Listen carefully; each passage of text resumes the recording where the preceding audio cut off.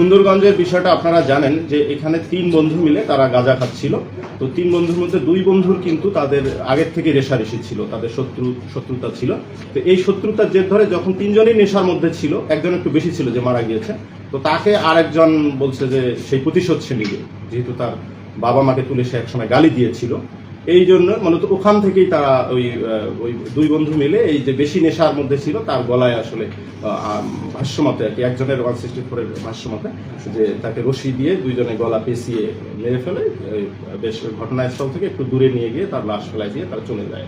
খুব প্রয়োজন ছাড়া রাতে একটা এই শিশুকে আপনি অটোতে দিচ্ছেন, সে অটো নিয়ে যাচ্ছে, সে ঠিকভাবে হয়তো রাস্তাও চেনে না। এই সামাজিক একটু আমার মনে হয় দায়বদ্ধতা রয়ে গেছে আমাদের, সেই সমাজের অংশ কিন্তু আমিও আপনিও। তা আমাদের আমার মনে হয় একটু সচেতন থাকতে হবে যে আমাদের চলার পথটা যেন স্বাভাবিক থাকে, আমরা অস্বাভাবিক কোনো কিছু যেন করতে না যাই।